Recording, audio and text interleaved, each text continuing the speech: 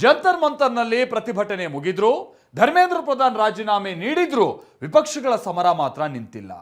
ಇವತ್ತು ಕೂಡ ಸಂಸತ್ತಿನ ಒಳಗೂ ಹೊರಗೂ ಕಾಂಗ್ರೆಸ್ ನೇತೃತ್ವದಲ್ಲಿ ವಿಪಕ್ಷಗಳ ಮೈತ್ರಿಕೂಟ ಹೋರಾಟವನ್ನು ತೀವ್ರಗೊಳಿಸಿದೆ. ಇದರ ನಡುವೆನೇ ಕೇಂದ್ರ ಸರ್ಕಾರ ನೀಟ್ ಸೇರಿದಂತೆ ದೇಶದಲ್ಲಿ ನಡೆಯುವಂತಹ ಪರೀಕ್ಷೆಗಳು, ಅದರಲ್ಲೂ ಈ ಸ್ಪರ್ಧಾತ್ಮಕ ಪರೀಕ್ಷೆಗಳ ಅಕ್ರಮ ತಡೆಗೆ ಬಿಲ್ ಬ್ರಹ್ಮಾಸ್ತ್ರವನ್ನ ಜಳಪಿಸಿದೆ. ಆಮೇಲೆ ಇವತ್ತು ತಿದ್ದುಪಡಿ ವಿಧೇಯಕ ಮಂಡನೆ ಆದಂತಹ ಸಂದರ್ಭದಲ್ಲಿ ಇದ್ರ ಮೇಲೆ ವಿಸ್ತೃತವಾದಂತಹ ಚರ್ಚೆ ಆಗಬೇಕಾಗಿತ್ತು. ಆದರೆ ವಿಪಕ್ಷಗಳು ಹಿಡಿದಿರುವಂತಹ ಪಟ್ಟು, ಅಲ್ಲಿ ಆಗ್ತಾ ಇರುವಂತಹ ಗದ್ದಲದ ಕಾರಣದಿಂದಾಗಿ ಇವತ್ತಿನ ಕಲಾಪ ಕೂಡ ವ್ಯರ್ಥ ಆಗಿ ಹೋಗಿದೆ. ಹಾಗಾದ್ರೆ ಏನಿದು ಬಿಲ್ ಬ್ರಹ್ಮಾಸ್ತ್ರ? ವಿಪಕ್ಷಗಳ ಆಕ್ರೋಶದ ಅಸ್ತ್ರ ಏನು? ಬನ್ನಿ ತೋರಿಸ್ತೀವಿ.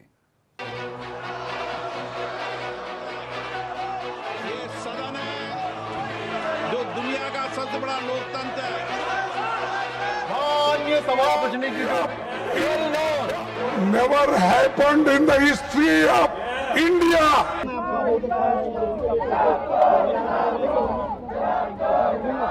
इन्होंने अभी भी एफआईआर दर्ज की है स्टूडेंट्स के खिलाफ। ये सरकार उनकी चेतना को चुनौती नहीं दे सकती है। पहले दिन तो वो कह रहे थे कि चर्चा करना चाहिए, एग्जाम का मामला है, बच्चों का मामला है। ಆರನೇ ದಿನವೂ ಸಂಸತ್ನಲ್ಲಿ ವಿಪಕ್ಷಗಳ ನೀಟ್ ಲಾಠಿ ಚಾರ್ಜ್ ಸಮರ. ಪ್ರಧಾನಿ ಕ್ಷಮೆ ಕೇಳಬೇಕು, ಅಮಿತ್ ಶಾ ಉತ್ತರ ಕೊಡಬೇಕೆಂದ ಪಟ್ಟು. ಸಂಸತ್ತಿನ ಮುಂಗಾರು ಅಧಿವೇಶನ ಶುರುವಾಗಿ 6 ದಿನ ಕಳೆದರೂ ಆಕ್ರೋಶದ ಜ್ವಾಲೆ ಇನ್ನೂ ತಣ್ಣಗಾಗಿಲ್ಲ. ಶಿಕ್ಷಣ ಸಚಿವ ಧರ್ಮೇಂದ್ರ ಪ್ರಧಾನ್ ರಾಜೀನಾಮೆ ನೀಡಿದ್ರು. ಖುದ್ದು ಪ್ರಧಾನಿ ಮೋದಿ ಟಾಸ್ಕ್ ಫೋರ್ಸ್ ರಚನೆಯ ಭರವಸೆ ನೀಡಿದ್ರು. ವಿಪಕ್ಷಗಳ ರೋಷ ಮಾತ್ರ ಕಡಿಮೆಯಾಗಿಲ್ಲ. ಇದಕ್ಕೆ ಪ್ರಮುಖ ಕಾರಣ ದೆಹಲಿಯಲ್ಲಿ ಪ್ರತಿಭಟನೆ ವೇಳೆ ವಿದ್ಯಾರ್ಥಿಗಳ ಮೇಲೆ ನಡೆದ ಲಾಠಿ ಚಾರ್ಜ್. ಈ ವಿಚಾರವಾಗಿ ಗೃಹ ಸಚಿವ ಅಮಿತ್ ಶಾ ಉತ್ತರಿಸಲೇಬೇಕು ಹಾಗೂ ಪ್ರಧಾನಿ ಮೋದಿ ಕ್ಷಮೆ ಕೇಳಬೇಕು ಅಂತ ಇಂಡಿಯಾ ಮೈತ್ರಿಕೂಟ ಪಟ್ಟು ಹಿಡಿದಿದೆ.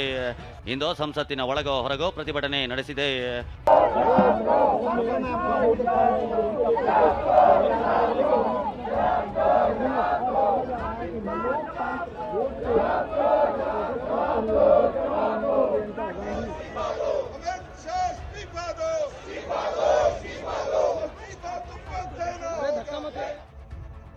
ಒಂದೆಡೆ ವಿಪಕ್ಷಗಳ ಆಕ್ರೋಶ ಮುಗಿಲು ಮುಟ್ಟಿದ್ರೆ, ಇನ್ನೊಂದೆಡೆ ಪ್ರಶ್ನೆ ಪತ್ರಿಕೆ ಲೀಕ್ ದಂಧೆಗೆ ಬ್ರೇಕ್ ಹಾಕಲು ಕೇಂದ್ರ ಸರ್ಕಾರ ಇಂದು ಲೋಕಸಭೆಯಲ್ಲಿ ಕಠಿಣ ಬ್ರಹ್ಮಾಸ್ತ್ರವೊಂದನ್ನ ಪ್ರಯೋಗಿಸಿದೆ. ಸಚಿವ ಜಿತೇಂದ್ರ ಸಿಂಗ್ ಸಾರ್ವಜನಿಕ ಪರೀಕ್ಷೆಗಳ ಅಕ್ರಮ ತಡೆ ಕಾಯ್ದೆಯ ತಿದ್ದುಪಡಿ ವಿಧೇಯಕವನ್ನ ಇಂದು ಮಂಡಿಸಿದ್ದಾರೆ.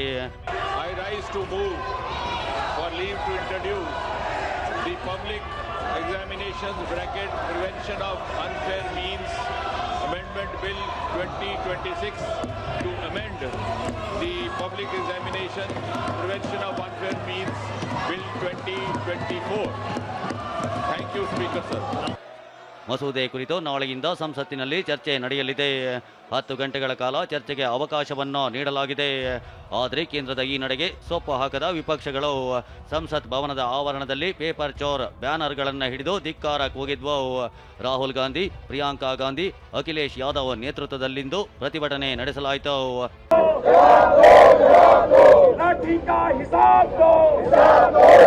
इन्होंने अभी भी एफआईआर दर्ज की है स्टूडेंट्स के खिलाफ, शायद कल रात को या आज सुबह, बिहार में, बंगाल में।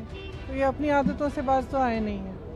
और मैंने सुना है, वेरीफाइड नहीं है, लेकिन मैंने सुना है कि जो लड़कियां गई थी प्रोटेस्ट में, कई लड़कियों के पेरेंट्स को फ़ोन आ रहे हैं, उनको धमकाया जा रहा है कि ಹೊರಗಡೆ ನಾಯಕರ ಪ್ರತಿಭಟನೆಯಾದರೆ ಒಳಗಡೆ ಉಭಯ ಸದನಗಳು ಅಕ್ಷರಶಃ ಯುದ್ಧ ಭೂಮಿಯಾಗಿ ಮಾರ್ಪಟ್ಟಿದ್ವು.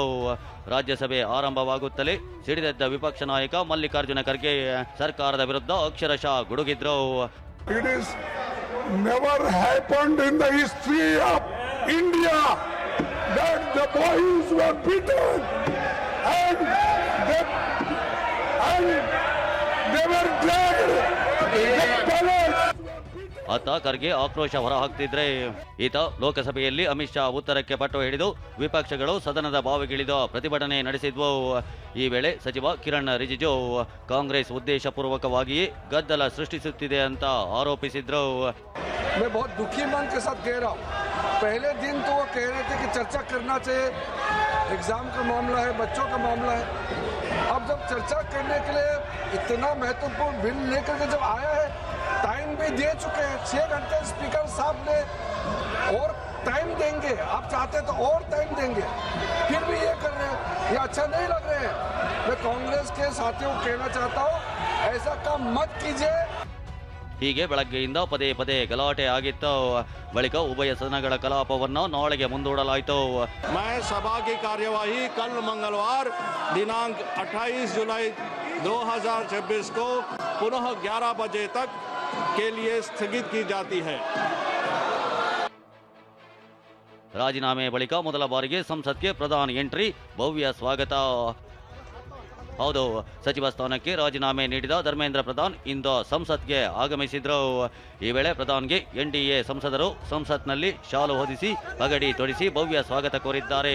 ಈ ವೇಳೆ ಕಾಂಗ್ರೆಸ್ ನಾಯಕ ಜೈರಾಮ್ ರಮೇಶ್ ಇಟ್ಸ್ ಹ್ಯಾಪನ್ಸ್ ಅಂತ ಕಾಲೆಳೆಯೋಕೆ ಮುಂದಾಗಿದ್ರು. ಇದಕ್ಕೆ ತಿರುಗೇಟು ಕೊಟ್ಟ ಪ್ರಧಾನ್, ನಾನೊಬ್ಬ ಸ್ಟ್ರೀಟ್ ಫೈಟರ್ ಎಂದಿದ್ದಾರೆ.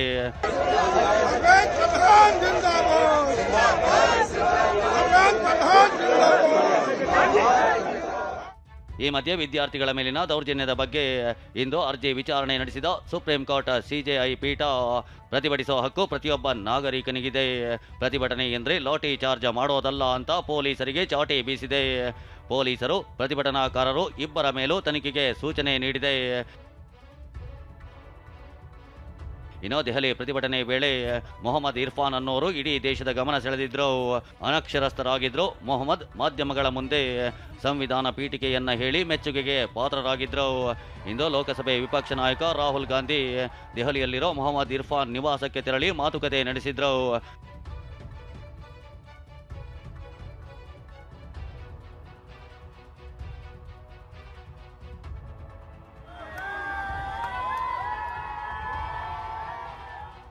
ನೀಟ್ ಅಕ್ರಮದ ವಿರುದ್ಧ ಸತತ 27 ದಿನಗಳ ಉಪವಾಸ ಸತ್ಯಾಗ್ರಹ ನಡೆಸಿ ಆಸ್ಪತ್ರೆ ಸೇರಿದ್ದ ಹೋರಾಟಗಾರ ಸೋನಮ್ ವಾಂಗ್ಚುಕ್ ಇಂದು ಡಿಸ್ಚಾರ್ಜ್ ಆಗಿದ್ದಾರೆ. ಆಸ್ಪತ್ರೆಯಿಂದ ನೇರವಾಗಿ ರಾಜ್ಘಾಟ್ಗೆ ತೆರಳಿದ ಸೋನಮ್ ಮಹಾತ್ಮ ಗಾಂಧಿ ಸಮಾಧಿಗೆ ನಮಿಸಿದ್ರು. ಬಳಿಕ ಮಾತನಾಡಿದ ಅವರು, ಇದು ಆರಂಭವಷ್ಟೇ ಎಂದಿದ್ದಾರೆ.